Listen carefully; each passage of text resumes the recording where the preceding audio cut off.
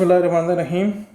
आज हमने जी डिस्कस करना है digital logic and logical gate. सबसे पहले इसकी डेफिनेशन देख लेते हैं, फिर मैं आपको जो है ना वो एक्सप्लेन कर देता हूँ। Digital logic deals with the manipulation of discrete signals to perform calculation and control operation. Continuous और डिस्क्रीट में मैंने डिफरेंस लास्ट लेक्चर में आपको बता दिया था। डिस्क्रीट सिग्नल्स की जो परफॉर्मेंस है और जो कैलकुलेशंस हैं उन्हीं को हमने आज डिस्कस करना है। वो कैसे करना है कि देखें, आपकी पूरी क्लास है, मैं कहता हूँ जी कि एक लॉजिकल में इसमें वो करता हूँ, ऑपरेशन परफॉर्म कराता हूँ। मैं कहता हूँ कि तमाम वो स्टूडेंट जो लास्ट टेस्ट में पास थे वो खड़े हो जाएं। तो क्या होगा, एक फ़िल्टर मैंने क्रिएट कर दिया है कि तमाम वो स्टूडेंट लॉजिकली, एक लॉजिक के साथ मैंने कहा है, एक इंस्ट्रक्शन दी है कि वो जो पास हुए थे तो क्या हो गया, फ़िल्टर हो गया, डाटा आपका क्या हो गया, फ़िल्टर हो गया। अब साथ हम डिस्कस करते हैं logical gate. Logical gates are electronic circuit that perform basic logical operation on one और more input signals to produce a single output signal. यानी एक से ज़्यादा जब आपके पास सिग्नल्स होते हैं उनके ऊपर ऑपरेशन करके आपने सिंगल आउटपुट लेनी है तो उसके लिए हम लॉजिकल गेट्स को यूज़ करते हैं। इसे भी मैं थोड़ा सा और एक्सप्लेन करता हूँ तो आपको जो है ना ये ज़्यादा क्लियर हो जाएगा।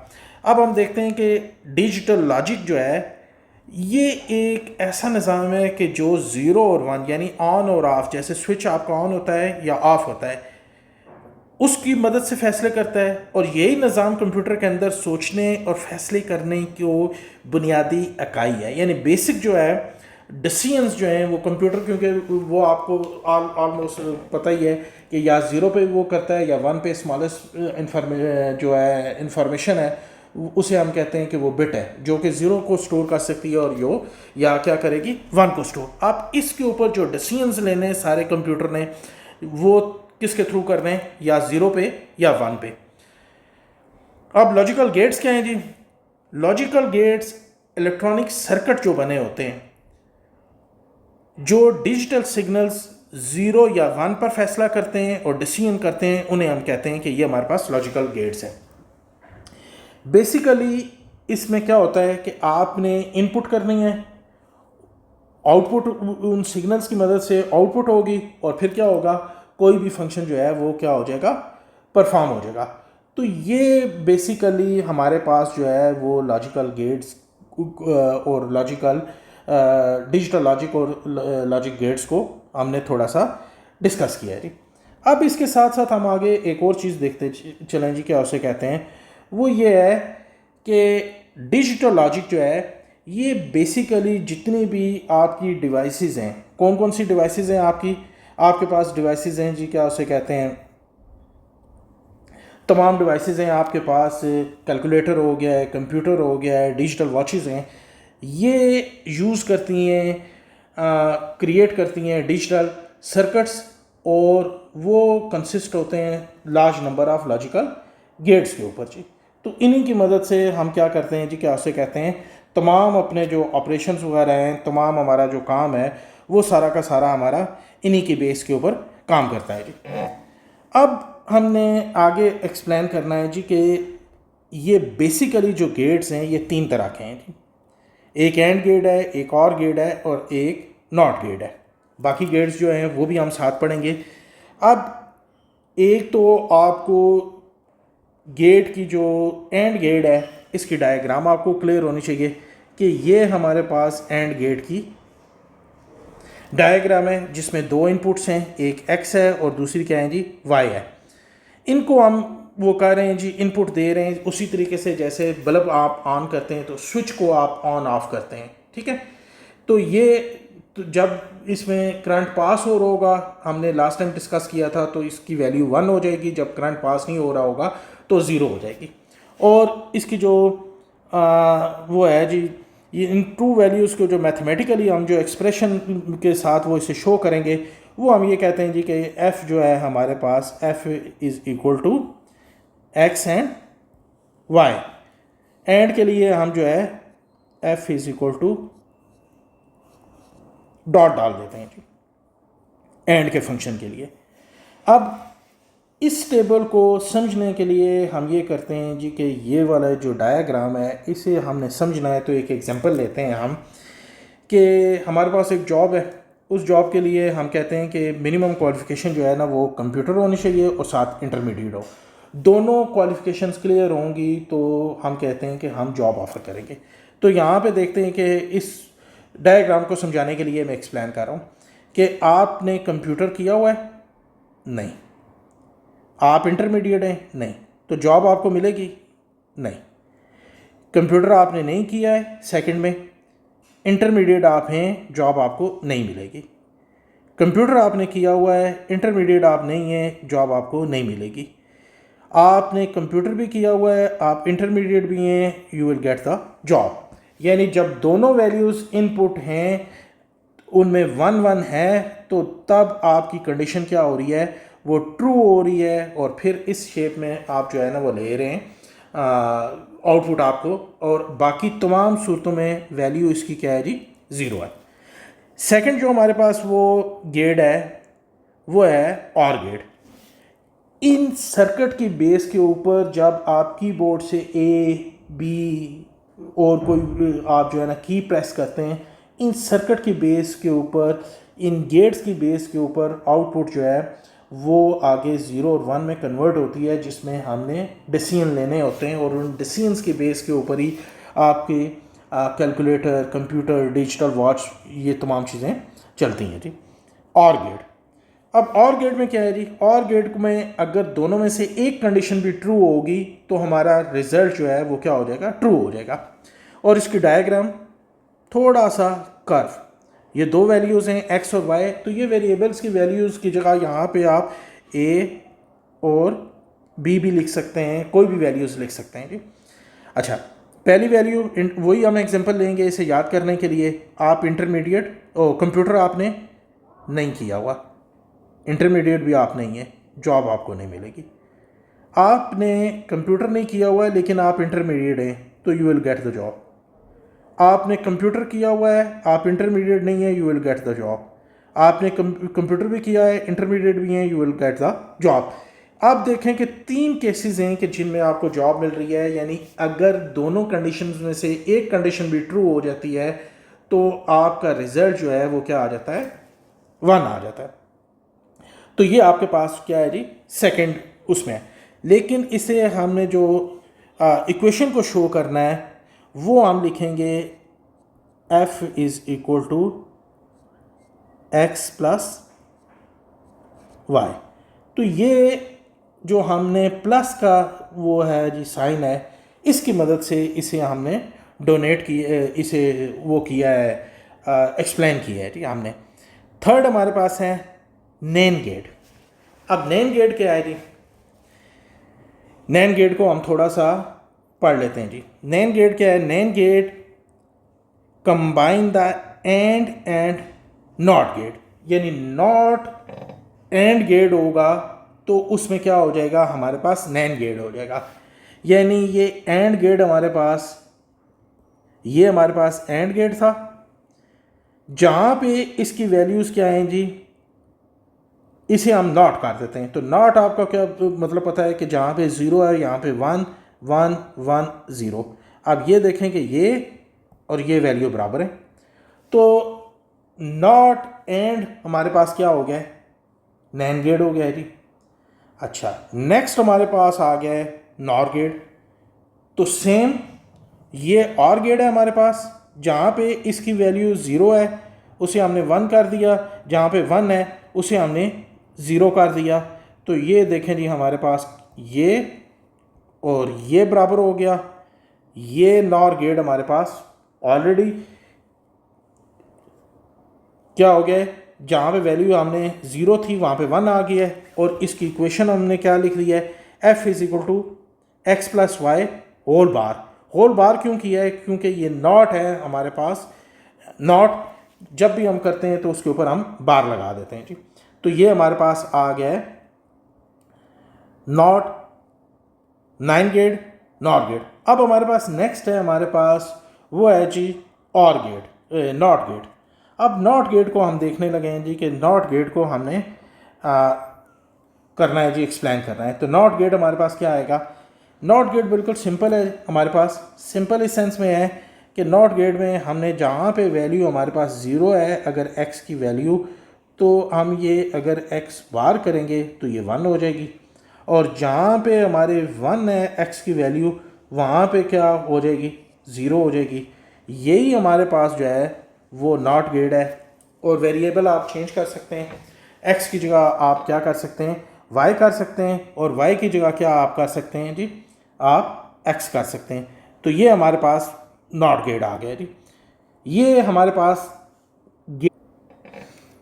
नेक्स्ट गेट हमारे पास आ गया एक्सक्लूसिव और गेट। एक्सक्लूसिव और गेट में आपने ये हमने इसकी वो देख लिया जी, एक्सक्लूसिव आर की आपने इनपुट x और y में देंगे, इसकी डायग्राम है।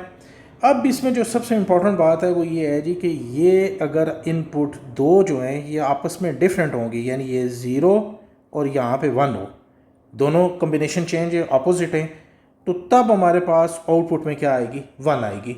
अगर दोनों 0 हैं तब भी 0, दोनों पॉजिटिव हैं तब भी 0। तो ये आपके पास एक्सक्लूसिव और गेट आ गया। नेक्स्ट हमने जो पढ़ना है जी वो है हमारे पास ट्रुथ टेबल। अब ट्रुथ टेबल जो है ये क्या चीज़ है जी, अब हमने देखना है ट्रुथ टेबल क्या है जी। A truth table is a table that solve all possible combination of input values and their corresponding output values for a given logical expression. It's a visual representation of how a logical statement behaves under different circumstances. यानी ये हमारे पास एक logical expression है जी, क्या उसे कहते हैं x is equal to, या क्वाड्रेटिक इक्वेशन है, या कोई भी हमारे पास वैल्यूज़ हैं, इनको जब हम ट्रुथ टेबल में कन्वर्ट करते हैं 0 और 1 की फॉर्म में, जो ऑलरेडी आपने पीछे जो है ना, जो मैंने एग्जांपल्स के साथ आपको एक्सप्लेन किया है, वो जॉब वाली एग्जांपल्स के साथ, तो आप देखें कि इसे कितना इजीली हम जो है वो अंडरस्टैंड कर लेते हैं जी कि ट्रुथ टेबल के थ्रू हमें ये पता चल जाता है जी कि ये हमारी वैल्यूज़ वगैरह जो हैं ये कितना इजीली हम जो है वो इस पर काम किया जा सकता है जी। तो ये बेसिकली फंक्शन है जी हमारा truth table 1.3.2। A truth table represent a boolean functions और digital logic circuit in table form. Table form कौन सी होती है, ये वाली फॉर्म जी, जो कि ऑलरेडी हमने ये देखी है। इस फॉर्म में अगर बूलियन फंक्शन को डिजिटल लॉजिक सर्किट को अगर रिप्रेजेंट किया जाए तो इसे हम कहेंगे कि ये हमारे पास क्या है, ट्रुथ टेबल है। It shows how a logical circuit output और Boolean expression response to all the possible combination of the input using logic 1 for true and logic 0 for false. यानी अगर 0 और 1 के कॉम्बिनेशंस के साथ डिफरेंट वेरिएबल्स हैं, ये वेरिएबल हमारे पास एक्स वाई वेरिएबल हैं, इनके ऊपर हम कॉम्बिनेशन लगाते हैं तो आउटपुट में हमें क्या मिलेगा या कैसे मिलेगा। अब देखें कि हमारे पास truth table for the Boolean function is shown in table. अगर ये वाली इक्वेशन हमें समझ आ जाती है जी, तो बड़ा इजीली हम ये कर लेंगे कि ट्रुथ टेबल हमें कभी भी प्रॉब्लम नहीं देंगे। इसके लिए जो चंद एक बेसिक जो फार्मूलाज हैं या रूल्स हैं वो ये हैं जी कि 2 की पावर n, ये 2 की पावर n का मतलब ये है कि ये अगर आपके पास बूलियन फंक्शन जो है वो इसमें एक्सप्रेशन में ये बताया गया है और इसके 3 वेरिएबल हैं, अगर ये 3 वेरिएबल हैं तो 2 की पावर 3 इज इक्वल टू 2, ये बन गया हमारे पास 8। और अगर यहाँ पे x और y 2 वेरिएबल होते तो 2 की पावर 2 होते हमारे पास 2.2 इज इक्वल टू 4। अब ये 8 हमारे पास, ये देखें हमारे पास पॉसिबिलिटीज़ कितनी हैं, 8 पॉसिबिलिटीज़। 8 पॉसिबिलिटीज़ कैसे हैं जी, इसे हम समझने की कोशिश करते हैं। ये इस तरीके से हैं कि ये आपके पास 3 कॉइन्स समझें या 3 स्विचेस समझें, 3 कॉइन्स हम लेते हैं जी। अगर हम इसे फ्लिप करते हैं इस कॉइन को, तो पहली पॉसिबिलिटी ये आ रही है कि ये 0 इस कॉइन पे आए, दूसरे पे भी 0 आए, तीसरे पे भी 0 आ जाए। दूसरी पॉसिबिलिटी है कि इन 2 पे 0 आए, तीसरे पे क्या आ जाए, 1 आ जाए। थर्ड पॉसिबिलिटी सेकंड पे 1।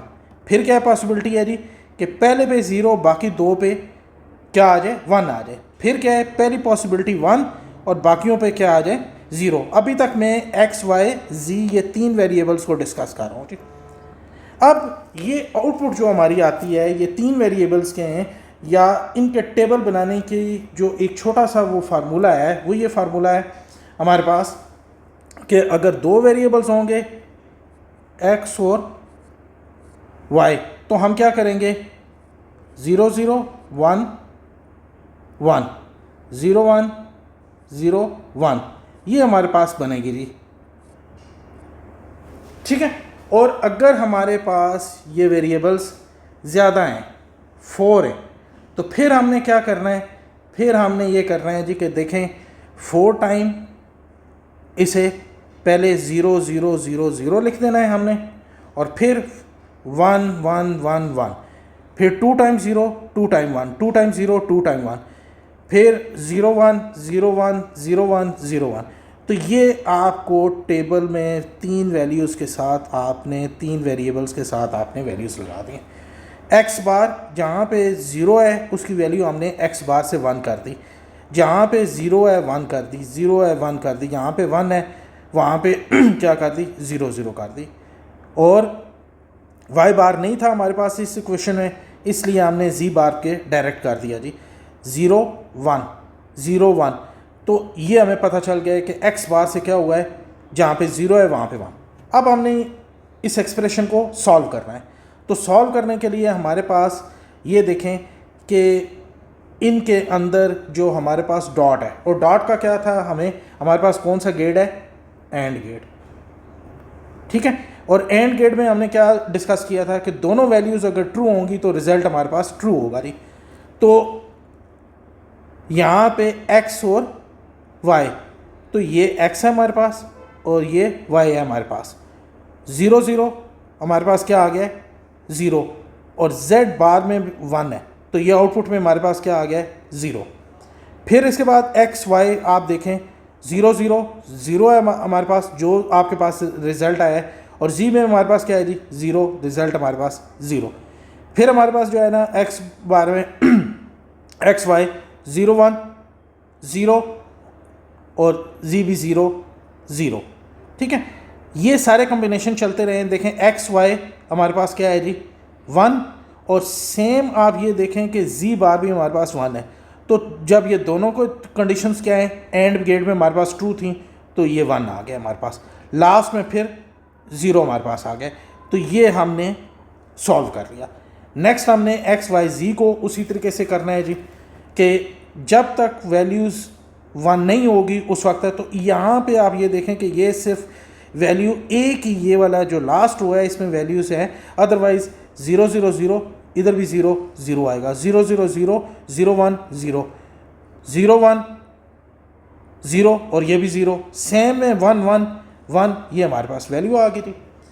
एक्स बार और वाई 0, एक्स बार हमारे पास क्या है 1 0 0, और ये भी हमारे पास क्या आ गई है वैल्यू 1 आ गई है। तो अब हमने ये वाली वैल्यू प्लस ये वाली वैल्यू दोनों में से कौन सा हमारे पास ऑपरेटर है, हमारे पास ऑपरेटर है यहाँ पे प्लस। प्लस का ऑपरेटर किस लिए हमने यूज़ किया हुआ है, और के लिए। और आर में हमारे पास क्या कंडीशन थी कि एक भी वैल्यू ट्रू हो जाए तो हमारे पास रिजल्ट क्या है, ट्रू है।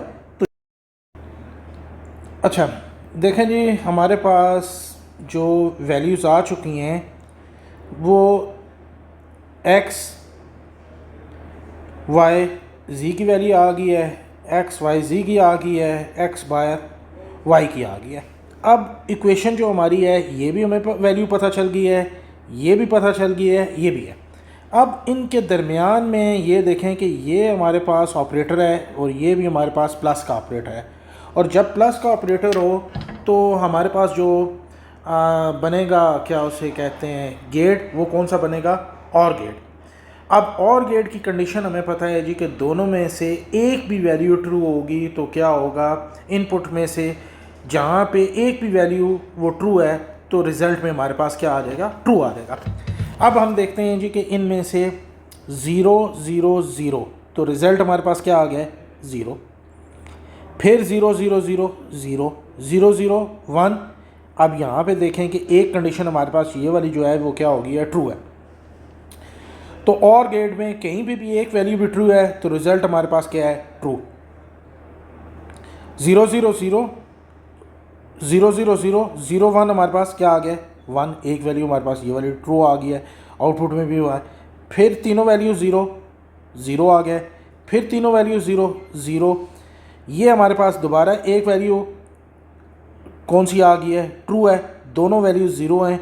तो 1 इंटू 0 हमें और गेट में पता है जी क्या है, 1 है, और यहाँ पे भी एक हमारे पास क्या है जी, 1 है। तो आउटपुट में भी क्या हो जाएगा, हमारे पास 1 आ जाएगा। तो ये आपके पास आ गया जी आपका ट्रुथ टेबल, जो हमारा 1.3.2 था जी। इसके बाद नेक्स्ट अब हमने देखना है जी कि बूलियन आइडेंटिफिकेशन जो है ये क्या चीज़ है जी। बूलियन आइडेंटिटीज़ 1.3.3, सबसे पहले इसकी डेफिनेशन देख लेते हैं कि बूलियन आइडेंटिटीज़ क्या है। Boolean identities are mathematical expression और equation that are always true, यानी ये क्या है जी, मैथमेटिकल एक्सप्रेशन है या कोई इक्वेशन है जो कि हमेशा क्या होगी, ट्रू होगी। कैसे ट्रू होगी, regardless of the values of the variable involve, यानी कि उसके अंदर जो वेरिएबल हैं, वेरिएबल क्या होते हैं कि जिनकी वैल्यू क्या हो सकती है, चेंज हो सकती है। और यहाँ पे हम जब ये ट्रुथ टेबल और गेट्स पढ़ रहे हैं तो इसमें वैल्यू हमारे पास क्या होती है, या 0 होती है या 1 होती है। कंप्यूटर साइंस और डिजिटल लॉजिक और अलजेब्रा में क्या होते हैं, कुछ ना कोई रूल्स होते हैं। तो ये जो रूल इस्तेमाल होते हैं इन्हें हम क्या कहते हैं, बूलियन। और इनको मेन ये होता है कि सर्किट को, कम्प्लेक्स सर्किट को आसान बनाने के लिए हम इन्हें इस्तेमाल करते हैं। ये असूल क्या होते हैं, ट्रू 1 और फॉल्स 0 वैल्यूज़ पर मबनी होते हैं। और मुख्तलिफ लॉजिकल गेट जैसे एंड है, और है, नॉट वगैरह की मदद से कंप्यूटर में के सर्किट में इस्तेमाल होते हैं। बूलियन जो हैं आइडेंटिटीज़ हैं, ये कुछ ऐसे अलजबरा के असूल हैं जो 0 और 1 के तहत जो है वो काम करते हैं, जिनका मेन मकसद क्या है जी कि डिजिटल सर्किट को जो है ना बड़े सर्किट को छोटा करना, ताकि उससे जो उसे बनाते हुए जो एक्सपेंस आ रहे हैं वो कम से कम आ सकें, उससे आपकी मिस्टेक्स कम होंगी, सर्किट का डिज़ाइन आसान हो जाएगा। अब बूलियन आइडेंटिटीज़ जो हैं हमारे पास ये कौन सी हैं, ये देखें, ये टेबल में मैंने मुख्तलिफ बूलियन आइडेंटिटीज़ जो हैं ये बनाई हुई हैं। ये आपके लिए मैंने टेबल जो है ये वाज़ा किया हुआ है, इसमें बूलियन आइडेंटिटीज़ में कि कौन सा है, आइडेंटिटी ला है जी a+0 जो है वो ऑलवेज जो है वो 0 होगा। अब ये 0 कैसे होगा, इसे हमने कैसे कंसिडर किया हुआ है कि ये 0 होगा। इसमें आप वैल्यूज़ जो हैं वो क्या कर सकते हैं, ऐड कर सकते हैं। ट्रुथ टेबल के तहत अगर हम ये देखें कि जहाँ पे हमारे पास प्लस है तो प्लस में हमारे पास क्या होता है, और गेट होता है।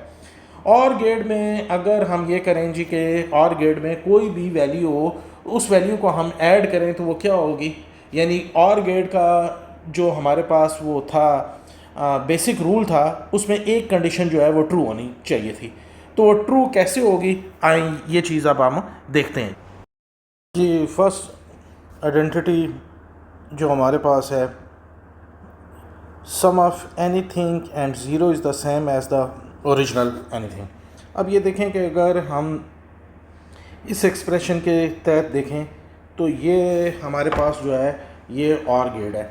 और गेट के अंदर अगर वेरिएबल की हम वैल्यूज़ जो है ना यहाँ पे वो 0 करें, 0 इंटू 0 ऑलवेज इक्वल टू 0, और अगर इसकी 1 करें तो 1 इंटू 0 जो है और में वो भी क्या होता है जी, ऑलवेज 1। तो ये है कि इसमें अगर 0 करेंगे तो 0 1 होगा, तो 1 आ जाएगा। तो ये सेम आपके पास आउटपुट आ रही है। सेम केस जो है ना मल्टीप्लिकेशन में भी है। मल्टीप्लिकेशन के लिए हमारे पास एंड गेट है। एंड गेट में अगर हम यहाँ पे 0 को इनपुट करते हैं वेरिएबल में एक ही जगह, तो 0 इंटू 0 फिर हमारे पास रिज़ल्ट में 0 आएगा। और अगर यहाँ पे हम ये 1 करते हैं तो 1 में भी एंड गेट के अंदर हमारे पास जो है वो क्या आता है, वो सेम वैल्यू आती है, क्योंकि दोनों कंडीशंस ट्रू होंगी तो तब हमारे पास रिज़ल्ट में वो ट्रू आएगा। तो ये डिफरेंट हमारे पास ऑलरेडी जो है ये लॉज बने हुए हैं, जो मैंने आपको पहले भी बताएं कि इसमें डिस्ट्रीब्यूटिव लॉ है हमारे पास, इसमें एसोसिएटिव लॉ है, इसमें कंप्लीमेंट लॉ है कि कोई भी वैल्यू है उसकी वैल्यू को अगर A plus bar A is equal to always 1, तो ये हमारे पास था जी डिफरेंट वैल्यूज़ थी बुलियन आइडेंटिटीज़ की, एक्सप्रेशंस को हमने जो है वो किया है, डिस्कस किया है। तो अब हम चलते हैं अपने नेक्स्ट लेक्चर की तरफ। 1.3.4 Boolean function and it's conversion for logical circuit. तो सबसे पहले हम ये देखते हैं कि बुलियन फंक्शंस को जो है ना लॉजिकल सर्किट में कन्वर्ट क्यों किया जाता है, इसका क्या फ़ायदा है। बुलियन जो फंक्शंस हैं इन्हें मोस्टली जो है ना आप इससे मैथ से जो है ना वो रिलेट करते हैं, जबकि कंप्यूटर है या इससे रिलेटेड जो जितने भी मशीन्स हैं वो सिर्फ़ और सिर्फ इलेक्ट्रॉनिक सर्किट्स को जो है ना वो अंडरस्टैंड करते हैं। इसलिए हमें इस लॉजिक गेट्स पर मुश्तमिल सर्किट में तब्दील करना पड़ता है ताकि मशीन इस पर अमल कर सके।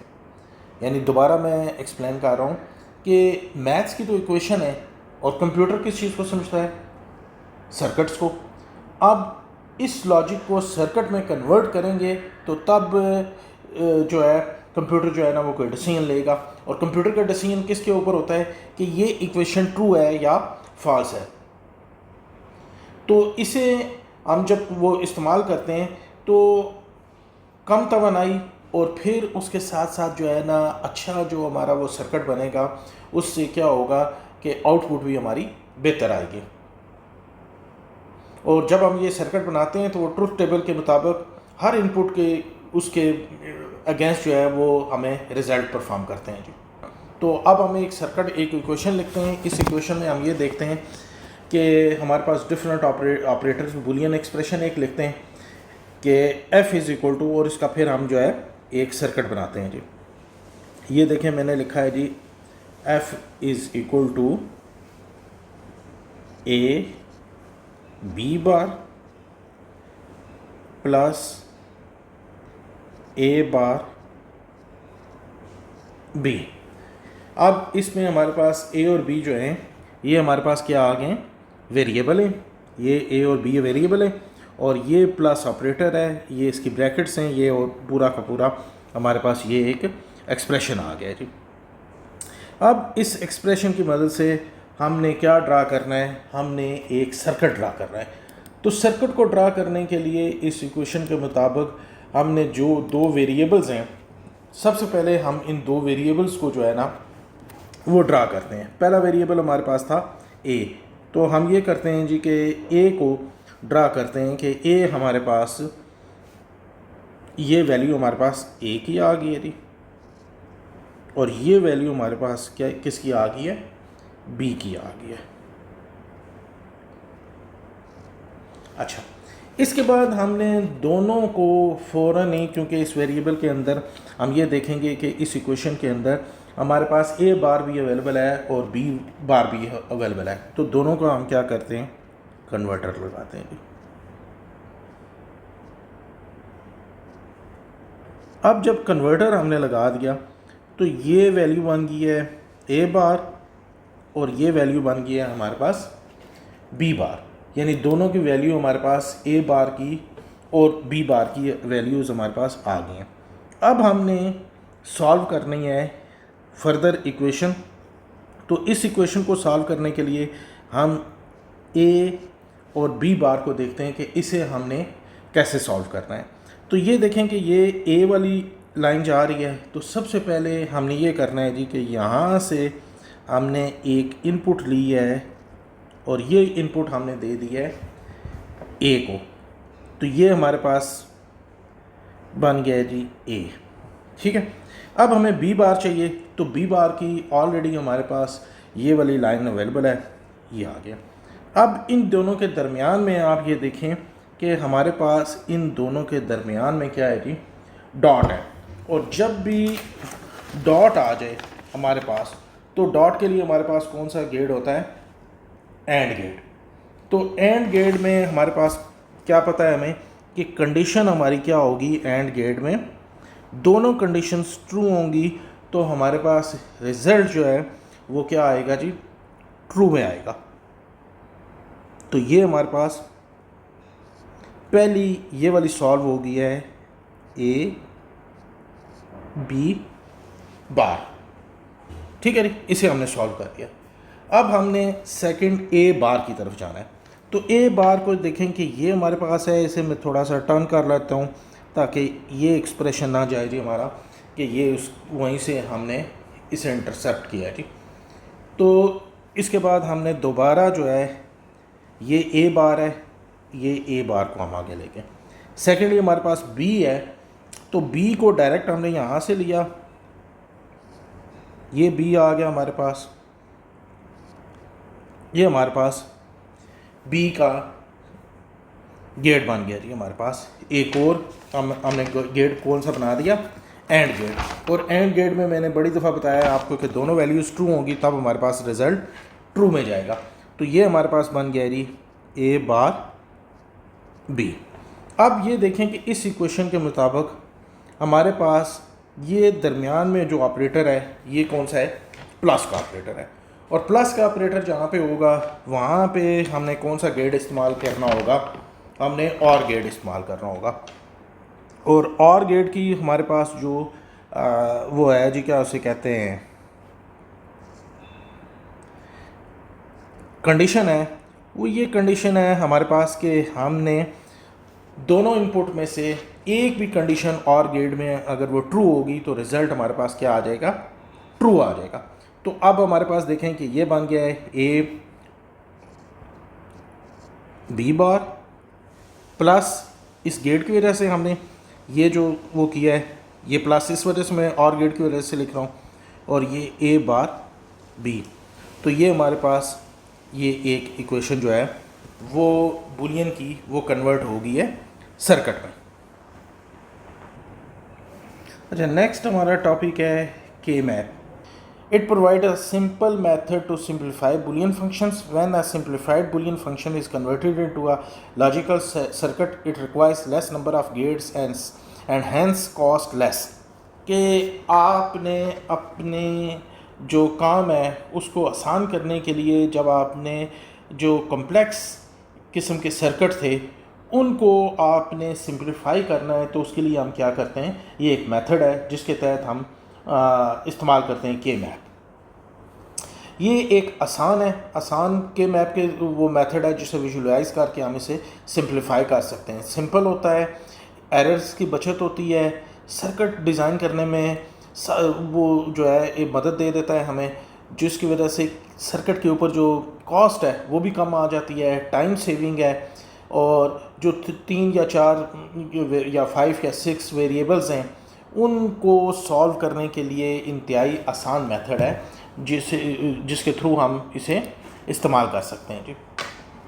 अब के मैप को डिज़ाइन करने के लिए हम क्या करेंगे, इसके लिए अगर 2 वेरिएबल्स का हमने वो बनाना है जी, के मैप बनाना है। सपोज करें जी कि हमारे पास ये इक्वेशन एक लिखी हुई है, f is equal to A B bar plus A bar B plus A B. तो हमने वो पुराना असूल जो है वो 2 की पावर n वाला यूज़ करना है। तो हम ये देखेंगे कि इसमें कितने वेरिएबल्स हैं। वेरिएबल्स हमारे पास एक जो वेरिएबल है वो है हमारे पास a और दूसरा वेरिएबल है b। तो 2 वेरिएबल है, तो ये इस असूल के तहत हमारे पास 2.2 जो है 2 इंटू 2 4। तो अब हमने के मैप के जो बनाने सेल बनाने वो कितने होने चाहिए, 4 होने चाहिए। तो हम इसे ड्रा करते हैं।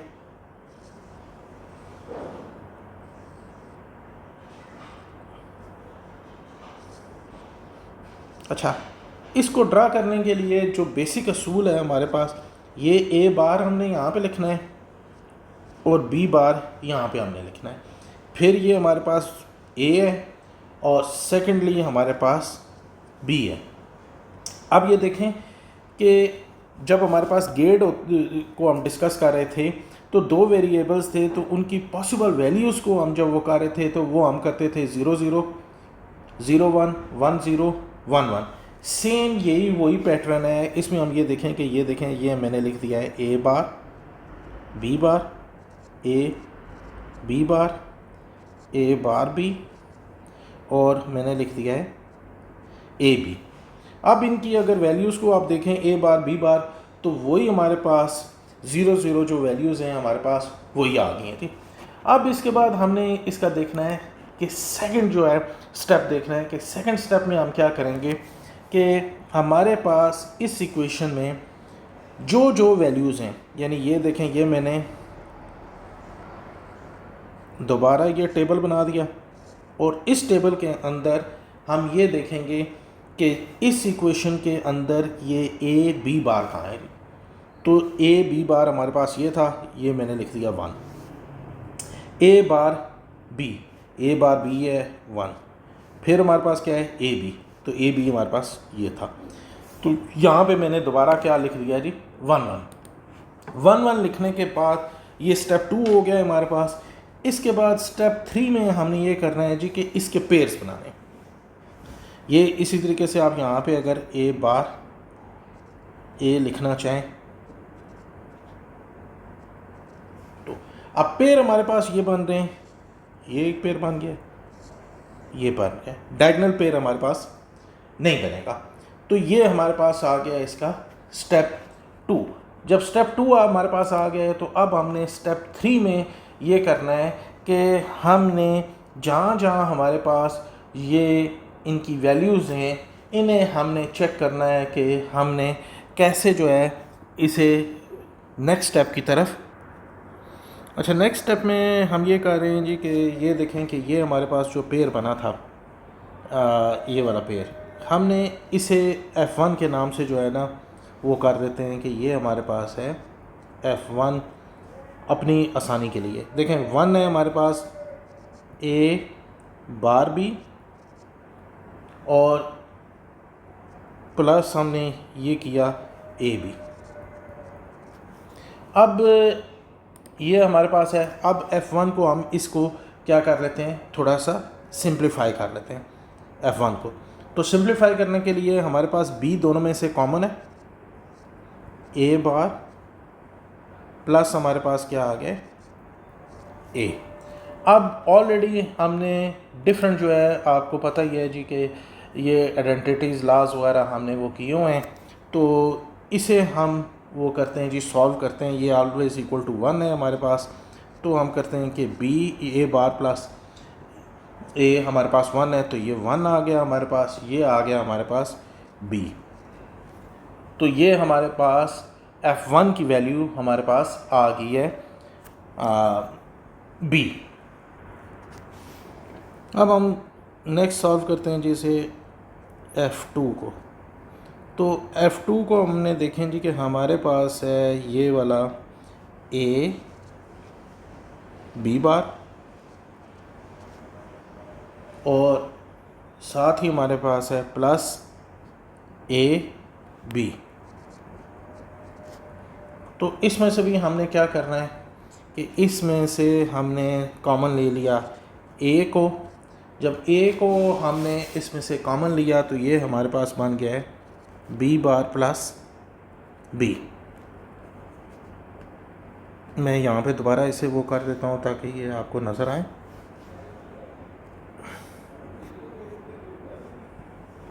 अच्छा जी, मैंने यहाँ से क्या कर लिया है जी, कॉमन ले लिया है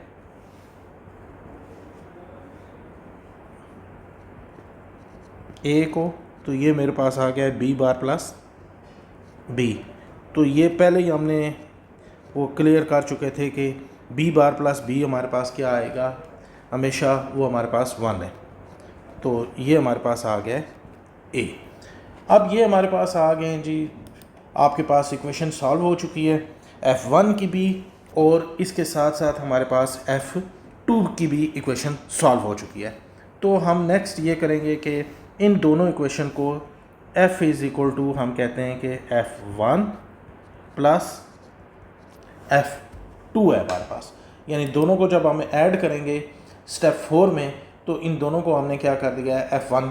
तो हमारे पास F1 की वैल्यू क्या आई थी, हमारे पास F1 की वैल्यू हमारे पास आ गई थी A, और B और F2 की वैल्यू हमारे पास आ गई थी A। तो ये हमारे पास आ गया है B प्लस A। तो चाहे इसे आप B प्लस A लिखें F को या A प्लस B लिखें, तो ये हमारे पास क्या हो चुका है जी, सिंप्लीफाई हो चुका है जी। तो ये हमारे पास था के मैप वेरिएबल 2 के साथ। अब हम देखते हैं कि वेरिएबल 3 के साथ। 3 वेरिएबल्स के लिए इक्वेशन मैंने लिखी है, 2 की पावर n की है, 2 की पावर 2.2 हमारे पास 8। अब हमने सेम वही फार्मूला यूज़ करना है जो ऑलरेडी हमने लास्ट स्टेप में किया था, कि ये हमारा जो वो होगा जी इसमें बनाएंगे, इसकी हम स्ट्रक्चर बनाएंगे। तो इसके टोटल हमारे पास जो सेल बनेंगे वो कितने बनेंगे, 8। अच्छा, 8 बनाने के लिए ए बार सेम और बी बार भी हमारे पास सेम उसी तरीके से, और ये हमारे पास आ गया है ए। और इसके साथ साथ अब हमने आगे करना है जी, क्या उसे कहते हैं, सी बार। और ये हमारे पास आ गया है जी सी। और इसके बाद ये हमारे पास जो आ गया है जी बी बार, ये आ गया है बी। और ये हमारे पास आ गया है बी सी बार। और साथ ही हमारे पास ये आ गया है जी सी बार। तो वैल्यूज़ को जो लिखने का वो पुराना मेथड है हमारे पास, वही उसी को हम यूज़ करेंगे। वो क्या है हमारे पास, देखें, ये ए बार बी बार सी बार, ठीक है जी। ये ए बी बार और ये हमारे पास सी बार। ये हमारे पास क्या बन गया जी, ए बार बी बार और हमारे पास क्या है जी सी। ये वाला हमारे पास बन गया है जी ए बार, ऊपर हमारे पास क्या है जी बी और सी। फिर ये वाला हमारे पास बन गया जी ए बार बी और सी बार। और ये हमारे पास बन गया है जी ए बी बार सी। और ये हमारे पास बन गया है ए बी सी।